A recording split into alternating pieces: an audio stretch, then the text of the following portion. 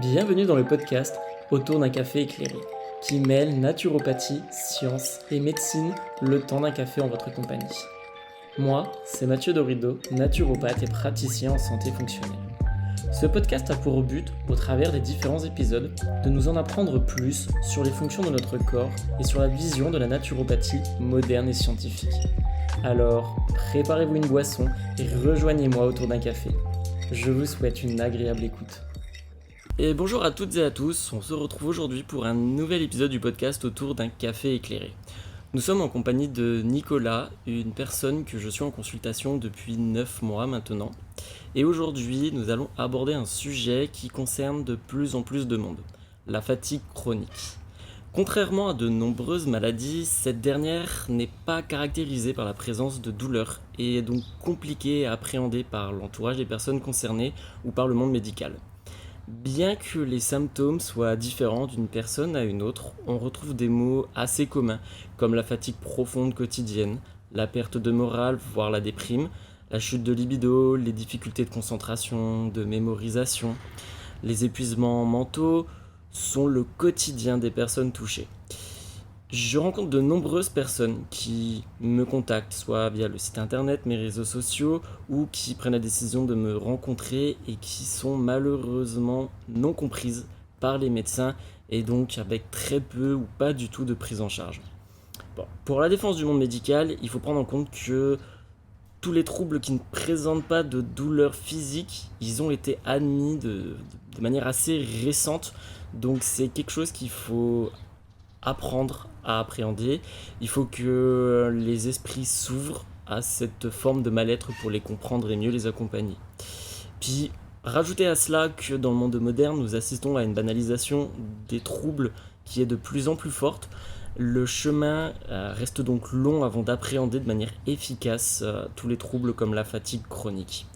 Si vous êtes concerné par ce problème au niveau banalisation des troubles, ou par un trouble similaire d'ailleurs, vous avez déjà sans doute entendu les personnes autour de vous dire que tout le monde est fatigué avec tout ce qu'on a à faire au quotidien, ou vous avez juste pas envie de travailler, vous êtes fainéant, que tout est dans votre tête. Je pense que c'est ça qui revient le plus souvent.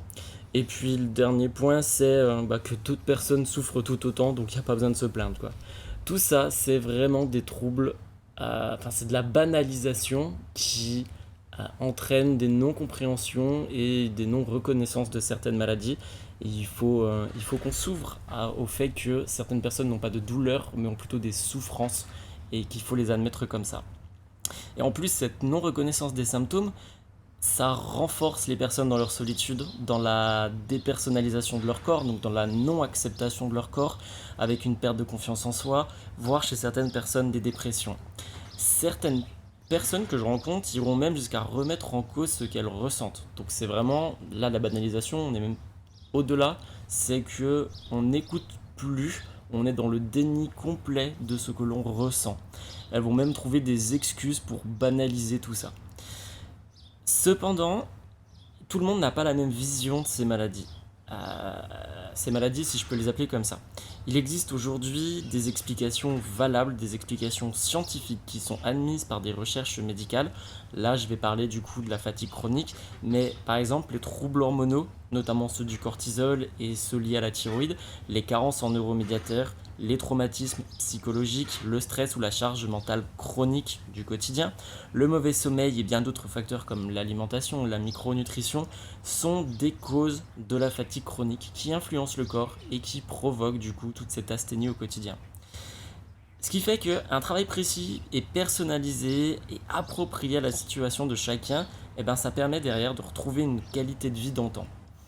C'est le cas de Nicolas, que j'ai eu le plaisir du coup d'accompagner pour ce trouble et qui aujourd'hui retrouve un quotidien normal. Mais vu qu'il est concerné par ce problème, je pense qu'il saura mieux vous raconter en tout cas ce qu'est la fatigue chronique et comment il l'a vécu. Du coup, Nicolas, bonjour. Je vous laisse la parole, je vous laisse me présenter, parler un petit peu de vous. Bonjour Mathieu, bonjour à toutes et à tous. Alors moi voilà, j'ai 44 ans, j'ai eu des symptômes un peu particuliers qui sont arrivés à l'âge de 39 ans. J'ai eu une fatigue énorme, l'impossibilité quasi de me lever le matin, euh, un brouillard cérébral énorme, et puis du coup le côté mental qu'en empathie énormément. Et du coup, comment est-ce que vous viviez vos troubles au quotidien? Comment ça se passait dans la vie de tous les jours? C'était hyper compliqué parce que c'était vraiment une bagarre quotidienne. À se poser aussi la question, bah, qu'est-ce que j'ai? Qu'est-ce qui m'arrive? Pourquoi je suis comme ça? Je un battant habituellement, et puis là je suis KO, je suis fatigué, j'ai plus rien envie de faire en fait. Et c'était vraiment très compliqué à vivre au quotidien. Hum, hum, hum. Comment vous vous sentiez par rapport à ce trouble?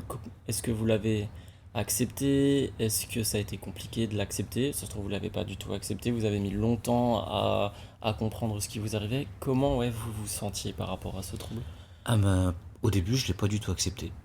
Concrètement, je l'ai pas accepté, je l'ai rejeté. Je voulais continuer à être comme j'étais auparavant. Et en premier plan, ce que j'ai fait, j'ai été voir simplement le cas classique, hein, médecin généraliste, qui m'a dit, bah, écoutez, vous faites une dépression. Donc, n'étant pas médecin, ben, on écoute un petit peu ce que dit notre médecin, tout simplement. Et il m'a prescrit des antidépresseurs que j'ai pris pendant, allez, une semaine, 15 jours maximum, mais j'ai arrêté parce que ça me convenait pas du tout. J'étais dans un état cadavérique. Je comprenais plus rien ce qui se passait autour de moi, concrètement. Donc j'ai décidé de tout arrêter. Puis sur le côté psychologique, je me suis renseigné un petit peu, comme tout le monde le fait beaucoup sur Internet. Et j'ai commencé à me supplémenter seul avec différentes choses, du griffonia, enfin différentes choses comme ça, qui m'ont fait un petit peu de bien. Et surtout, je me suis remis à prendre un petit peu plus de temps pour moi. Et puis, ne jamais arrêter le sport. Le sport, même si j'étais fatigué énormément, je me forçais vraiment à faire du sport 2 3 fois par semaine pour essayer d'améliorer mon quotidien. Hum. Du coup, il y a eu une progression. Donc, il y a eu le moment où vous l'acceptiez pas, la consultation chez le médecin avec les antidépresseurs. Et après, le moment où vous avez commencé à prendre la griffonia, à prendre du temps pour vous, vous avez accepté le fait que vous soyez mal à ce moment-là et du coup de mettre des choses en place dans votre quotidien ou c'était toujours compliqué à l'accepter. Ça a toujours été compliqué à l'accepter parce que je n'avais pas de preuves concrètes de Hmm, ce que j'avais. J'avais fait toute une batterie d'analyses sanguines où tout était ok. hmm. Donc c'est pour ça que je ne comprenais pas ce que j'avais. Et ça, c'était compliqué, compliqué à accepter. Ouais, l'intérêt de mettre un diagnostic, un mot sur ce qu'on a pour l'accepter, c'est tout un enjeu psychologique en effet. Et c'est pour ça que ce serait bien que ce soit reconnu, c'est mieux reconnu et mieux encadré ces troubles-là. Euh, ok. Suite à cette complémentation, suite à ce quotidien, comment ça a évolué ces symptômes? Comment vous vous êtes senti? Il y a eu un mieux pendant un moment, c'est redescendu après. J'ai eu un mieux pendant un moment. Bon, après, je dis griffonien, mais il y avait tout un tas de vitamines, de choses que je prenais, mais un Mhm. petit peu à l'aveugle. J'ai eu un mieux, et puis ce mieux-là a duré 5 6 mois. Et puis après, ben, je suis redescendu. Ok. Je suis redescendu avec de nouveau grosse fatigue, morale dans les chaussettes, enfin, Mhm. pas bien du tout. Ok. Voilà. Et au niveau de votre entourage, comment ça s'est passé pour... est-ce qu'ils ont compris que vous étiez mal? Est-ce qu'ils ont essayé de vous aider aussi ou est-ce que c'était compliqué à faire comprendre? Non, j'ai eu. Ça dépend des personnes. J'ai eu l'entourage proche qui m'a compris parce que ce sont des gens qui sont aimants, et puis ça s'est bien passé, ils l'ont compris. Et puis d'autres personnes qui l'ont moins compris dans mon entourage aussi. Après, c'est des choses que je peux comprendre aussi venant de leur part parce qu'on Hmm. n'a pas de diagnostic concret. Il n'y a pas de preuves qui Voilà. permettent d'affirmer ça. Effectivement, on m'a dit c'est dans ta tête. Hmm. J'ai 39 ans, ma tête jusque-là a toujours bien fonctionné et j'avais pas de raison particulière que d'un seul coup je parte, excusez-moi du terme, mais en vrille comme ça, quoi. Hmm, hmm, hmm, Voilà. hmm, hmm. Non mais oui, oui, oui, ça se comprend. C'est ce que j'entends tout le temps aussi au quotidien. Et du coup, à part du coup ce premier médecin avec les antidépresseurs, il y a eu d'autres médecins que vous avez rencontrés qui vous ont peut-être aidé à avancer sur la problématique ou c'était plutôt stagnant? Comment s'est passé le parcours médical si, Le parcours médical, j'ai fait un petit peu de tout. J'ai fait de l'acupuncture, j'ai été voir des magnétiseurs qui m'ont aussi. L'acupuncture m'a fait du bien, les magnétiseurs m'ont fait du bien aussi. Euh, mais ce sont toujours des thérapies alternatives parce que dans le milieu médical, je suis retourné voir mon médecin traitant de l'époque et qui me disait mais non, t'as rien. T'as rien, c'est dans ta tête. Mhm. Voilà, c'est dans ta tête. Et, ça, c'est très très compliqué à accepter. De dire que c'est dans sa tête, alors que effectivement on a des troubles cognitifs, brouillard cérébral, une motivation qui n'est plus là, enfin une perte de différents plaisirs et goûts de la vie, et que je ne comprenais pas. Ouais. Cette sensation de vide. C'est ça, Ouais, c'est une ça. sensation de vide. Ok, et comment du coup vous en êtes arrivé à la naturopathie, à la santé fonctionnelle? Vous avez découvert ça comment d'ailleurs? Eh ben, un peu par hasard, parce que je lis aussi pas mal de choses, et je suis tombé sur un livre, je sais pas si je peux donner le nom du livre. Oui, oui, il n'y a pas de sponsoring dans le podcast Ah bah, c'est La Pleine Santé, le livre La Pleine Santé, du docteur Stéphane Résimon. Mm. exactement. Et puis suite à ça, j'ai eu plein d'informations qui ont été pour moi hyper pertinentes, parce que j'étais en errance en fait. Et j'ai pris mon petit ordinateur et puis j'ai regardé simplement santé fonctionnelle sur Dijon, naturopathe. Et puis je suis tombé sur le site de Mathieu. Et du coup, il est venu me consulter et on en est là. Et du coup, concernant l'accompagnement, qu'est-ce que vous en avez pensé? Qu'est-ce que vous en avez pensé? Comment vous l'avez vécu?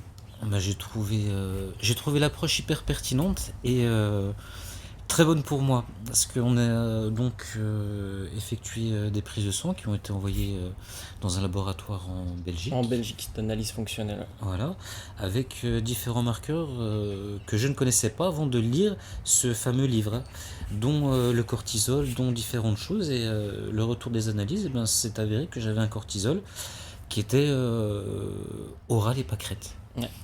Oral et pâquerette, et ce qui expliquait aussi beaucoup les troubles de manque de motivation, de fatigue chronique, enfin voilà, et ça, cet accompagnement et cette prise euh, de, con- de conscience en fait, et ce diagnostic écrit m'a aussi fait beaucoup de bien avec du coup de la part de Mathieu la possibilité d'entrevoir un traitement en fait. Des possibilités d'avancer Voilà, sur la problématique. ouais. Pour ceux qui se posent la question, du coup, sans rentrer dans le précis, parce que chacun a des causes qui sont différentes, mais qui peuvent amener au même trouble, hein, c'est là où la santé fonctionnelle est intéressante, d'aller chercher les différentes causes pour aller travailler sur un trouble qui se manifeste au quotidien. Ici, on a travaillé le cortisol, on a travaillé un petit peu aussi sur les intestins au tout début, et puis il y avait aussi un trouble sur les neuromédiateurs que vous aviez mis en avant avant d'ailleurs de me rencontrer sur dopamine, adrénaline, GABA. Du coup, on a fait un gros travail là-dessus aussi et des gros chutes hormonaux à de la DHEA et de la prénénolone. Donc, j'invite les médecins qui m'écoutent à ne pas hésiter à aller doser, notamment la DHEA sulfatée qui est remboursée et qui donne des informations hyper pertinentes sur le fonctionnement des mitochondries ou aussi sur le cortisol, puisque la DHEA derrière se convertit en cortisol. Et comme c'est très bien expliqué dans le livre du docteur Stéphane Résimon, un manque de cortisol, c'est 90% des dépressions, des déprimes, des manques de motivation, des fatigues.